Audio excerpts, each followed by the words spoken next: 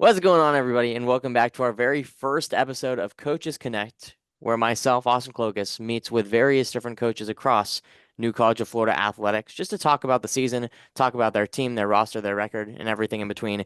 Today, for this first episode, I have my favorite coach, one of my favorites. I don't think I'm allowed to say that, but one of my favorite coaches, Coach Andrew Wingreen of New College men's basketball. Andrew, how are you doing today? Hey, I'm doing pretty good, and don't ever be ashamed to call me your favorite, Austin. You're definitely my favorite SID as well, so we won't be ashamed with that. I know Cam's sitting over there with you, but Yeah, he you're is. my He is. I can favorite. see his So reactions in real time, and it's not a good one. But with that being said, let's just jump right into it. You guys have had a pretty good start to the season. Pretty good is putting it mildly. 6-1 start to the season. Have had a lot of really great games. Just talk about your team and how you feel they've done as you head into some conference play. yeah, I'm really happy with our team right now. I think we have a great group of guys who have come together and shown that they can play at a high level.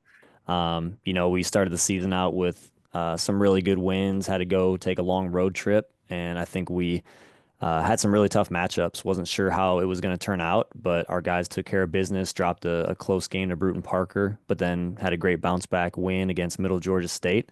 Had a good showing against Stetson University and have just been really proud of the guys for continuing to execute and do the things that they're supposed to do at a high level. And then, we scheduled where we felt like we needed to win some of these games, and we took care of business in the ones we were supposed to. And now we're headed into conference play. So thankful for what we've done, but still have a lot of work to do, and want to handle this season correctly and keep pushing forward. Yeah, and something that Cameron Williams and I talked about in our root report episode for today, you can check that out on our YouTube, everybody, for those listening, is about what a confidence booster this must be starting out the season 6-1 when you go into a very competitive conference. How does it feel not only for you and your staff, but also for your guys to go into, again, a very competitive match tonight, knowing, listen, we're a good squad. Yeah, I mean, there's definitely confidence. Winning breeds confidence, and doing things the right way breeds confidence. I mean, there's definitely bad wins. As I know you and I are Packers fans, we saw a bad win, but We you did. never apologize for winning. And so I think our guys are confident going into it, but we also understand that we have a lot more to earn and a lot more to grow into. This first conference opener game against Ave Maria is the preseason #1 team in our conference, and so. We expect them to be uh, at a high level. We have to be consistent and prepare really well. And so it doesn't get any easier from there because our next two games will be against the #2 preseason team in the conference and then the #3 preseason team in the conference with Kaiser. So, it just gets harder from here. This conference is a gauntlet every night. There's no easy wins. Every night you have to come prepared. You have to be ready to play at a high level. And so, I hope our guys are ready to go. I think we are prepared, but we'll find out, right? When we go meet these teams in the conference, what we're made of, and take the confidence that we've earned so far this season, and hopefully bring that into a great conference here as well. Well, you just transitioned perfectly into my next question, so I appreciate that. You talked about having some ugly wins, finding room to grow. Let's talk about some of those areas. You've now had, what is it, 7, 8 games with your squad to identify some of those growing pains. Where do you believe this team is going to get better over the next few weeks? Yeah, I think defensively is kind of the one that really shows up early on. We were giving up 80, 90 points a game, and we made a lot of adjustments on the defensive side of the ball. I thought we did a much better job over the last week and a half with our defense. And so, uh, developing our mindset and our approach on that side of the ball has been significant, and that's an area we're going to need to keep growing to stop teams from scoring. And then offensively, I think just our shooting. We've struggled shooting the ball, which is uncharacteristic for this team because we have some really good shooters, all over the court. And so I think as we continue to get reps in practice and outside of practice, that we build that confidence up. Our guys know that I'm not going to tell them, hey, don't shoot the ball or you have the red light. Like they know that they're free to shoot, and I trust them to take good shots. And so we'll keep earning that confidence. And so those are probably the two areas where I'm really looking for us to turn the corner. And obviously, right now would be a great time to do that. Yeah, so let's take a step back then and talk about the roster as a whole. You said you have some really good shooters. You guys have really brought in a lot of strong players, a lot of great talent from Charlie Yoder to Jordan Clark. Can you maybe talk about some of those players that you brought in and how they've been impact players early on in this season? Yeah, 100%. I mean, Charlie's obviously jumping off the page as our leading scorer right now. Has a lot of experience, has played at a high level in the past. And so we know teams are going to key in on him. He's going to be, the focal point of a lot of scouting reports. And so we're trying to figure out ways to utilize him along with, Jordan and Jack and some of our shooters. Just, how can we get these guys the best scoring opportunities possible? And how can we manipulate defenses in order to, find the best way to score? But he's done a great job. He's not only a great player on the floor, but he's been a significant leader off the floor, just bringing guys with him, showing them what it looks like to work out like a pro, to prepare as a guy who knows he's been there and he's done that. And he's been a great example for our young guys. And then some of the new guys like Diego Eslava and Caleb Kaczynski, Adrian Moore, Jonathan, they've all done such great jobs in their roles, whether it's starting games, coming off the bench, hitting shots, getting stops. Like they've all really bought into what we brought them here for, what their role is. And I think everyone knows what their role is. And so I'm really excited to see how these guys continue to step into that and get called up into doing big things inside their role. You brought in a lot of talent clearly on the roster. You've also brought in some talent from the coaching staff. Obviously, you talk about the addition of Drew Lutz and the fact that he does have some connections with some of those players, looking at Charlie Yoder. How does it feel to have such a great staff on your team that can really invest into those guys you just mentioned? Yeah, I mean, I've been so blessed to have great people around me. I think, first and foremost, whenever you get a coaching job, and specifically when I got this job, it was, my first priority to bring the right people in, and that starts with your staff. I think if you make mistakes in hiring staff, it can be detrimental to your program. And so really wanted to, you know, connect with people I trusted, hire people who would be on the same page with our culture and our like-mindedness here. And yeah, last year we had a great staff. This year we've added, like you said, with some great people. Having Drew here has been phenomenal, not only from a recruiting standpoint and his connections to players and his playing history, but again, just a guy who embodies who we are as a team, who we are as a program, and isn't afraid to step up and lead in that. And then, Ty Brooks, he was here last year, also a guy who just has a servant's heart, willing to do anything for anybody. Always the first one in the gym, last one out type of dude. And it's been great to see his growth over the last 2 years as well. Kyle McVeigh, who was also here last year, does so much for our athletic department as a whole as an assistant athletic director, but again, a guy who has been a great friend of mine for the last 10 plus years. And I've just been able to lean on him for so many things, not only in basketball, but in life. And then Scott Townsend, a great addition to our staff who's, stepped in and been able, he's been a head coach for over 20 years at the high school level. So really don't have to ever worry about, hey, does he know what he's doing or anything like that? He just steps right in and takes care of business and knows how to develop players and lead guys. But yeah, it's been a phenomenal year so far with our staff. I think we have a great connection and work well together. And it's been really fun to watch these guys just continuing to step in and grow in their roles. Right. So we've broken down the staff. We've looked at the roster. I'm going to put you in a unique position here.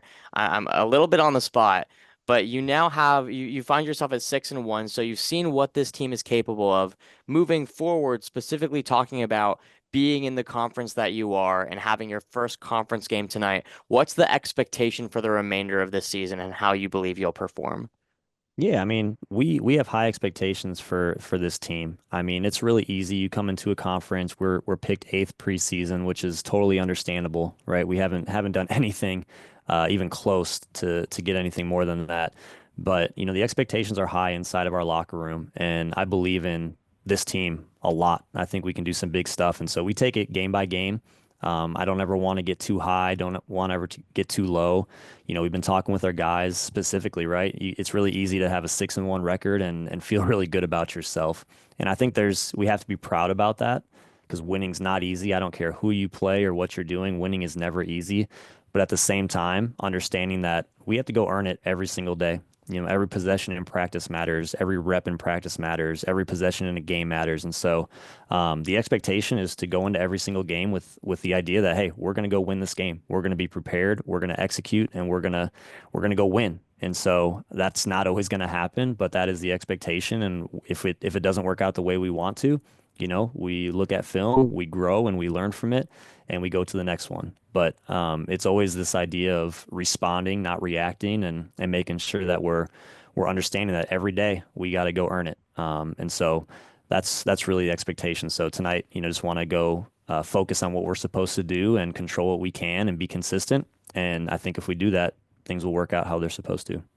I think that's such a great philosophy, especially considering sort of the roller coaster of a season you've had thus far, where it feels like each week the level of competition you're facing is changing drastically. I mean, you go from teams you're blowing out by 30 to a D1 program to, let's just say teams that are not on the same level as Stetson was to, now, Ave Maria, very good Sun Conference team. So I guess how do you teach consistency, right? Whether you're playing a D1 program or you're playing, bottom of the NAIA, how do you keep the players to still stay in it regardless of the opponent? Yeah, it's always about us. And I mean, I think we go into every game respecting everybody. I mean, it's there's not a single team that we've scheduled on our schedule or team that we would play at this level who couldn't come in and beat us. If you don't take care of yourself and you don't do what you're supposed to do, like you can lose any game out there. And so just developing this mindset that we come in with the right approach and we, respect everyone we play, we prepare for everybody as if they're the best team we've faced. And then we handle our business like it's about us and it's about this team. It's about loving each other. It's about serving each other. It's about competing for each other. And so I think that's really the mindset that we have to go into is just treat everybody like, hey, this is the biggest game on our schedule right now.